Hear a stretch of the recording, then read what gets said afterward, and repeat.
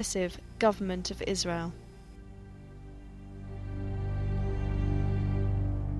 The main reason for me to buy a house here is economic, of course. A house like this in Tel Aviv would cost, I think, double price. Also, of course, there are bonuses. There are more things, more reasons to come to live here. The nice neighborhood, it is built nicely. It is quite new. The houses are not old. There is wonderful view, wonderful air, good air. But the main reason, of course, is economic.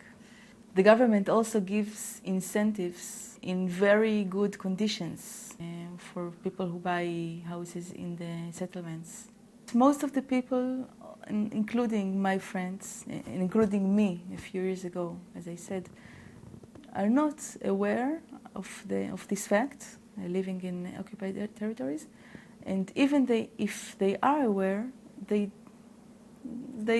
would like to forget it, not to think about it. What Israel did, especially Sharon, that was very smart, Sharon saw that there weren't enough ideological settlers. The religious settlers that really see this as the land of Israel and want to conquer it from the Arabs. There are not that many. And he couldn't get masses of Jews into the occupied territories on an ideological basis. So what he did is he disconnected ideology from settlement. So you have Ma'ale Adumim and Givat Ze'ev and Ariel and Alfei Menashe, a lot of other cities that have nothing to do with settlement or politics. They're normal people living there. They don't even know, half of them, that they're across any kind of a green line, which has been completely eliminated from the Israeli maps. It's a big problem for me, in my eyes, that the people of Pisgat Ze'ev don't even know when a house is demolished nearby and 10 children are without house, which happened just last year. Most of the people in Pisgat Ze'ev don't know about it, and the few who do know about it, they don't care. I think a lot about the difference of my son and the conditions he lives in, and the kids a few hundred meters nearby. And I even write about it in the neighborhood newspaper. And I would like people to open their eyes and to see these things. It's very hard, the sharp difference, geography and in the mind, between the refugee camp, just nearby here, and the people who live here, which complain about such stupid things, like the garbage is not moved every day, but only every 2 days, or something like this. The government tricked us for buying a house here, as the government tricked so many of Israel citizens. If the government offered me some apartment, more or less like this, as I have now, in another place, in Israel, not in the occupied territories, and that would make the peace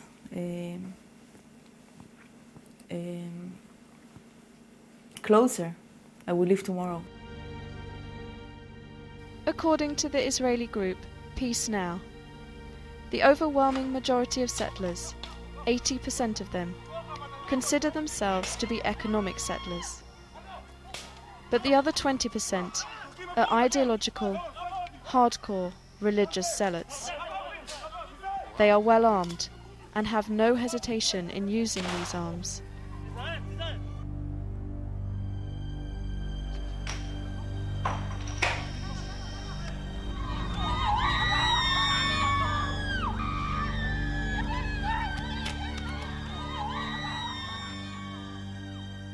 These ideological settlers chose to live deep in heavily populated Palestinian areas, especially the settlers down in Hebron, chose to live deep in Palestinian areas because that's where They would break the Palestinians. That's where they would fragment their contiguity, surround them, lock them into islands, and create these pathways between the settlements in Israel proper. The city of Hebron is now home to the most violent settlers. Hebron is no stranger to violence by the settlers. In 1994, an American-born Jewish doctor entered the Holy Mosque in Hebron and slaughtered 29 Palestinians at prayer.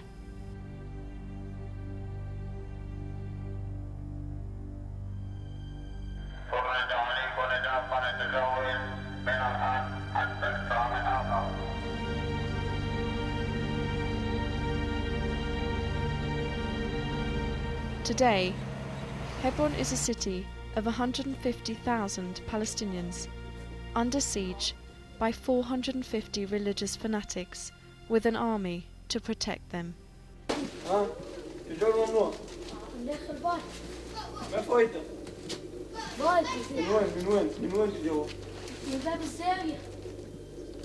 אתה משקר אותי? אתה משקר אותי? לא, מה אני הולך לבית? איפה הבית שלך? וين אתה סכן? זה. יאללה, לך הביתה. In the 1980s, the Hebron settlers decided to venture out of their settlements and move into the city itself. The Palestinian neighborhood of Tel Rumeida was their target. The people of Tel Rumeida endure all kinds of settler violence and harassment, intended to force Palestinians to leave their homes and their land. They are in a constant state of siege, curfews, and checkpoints.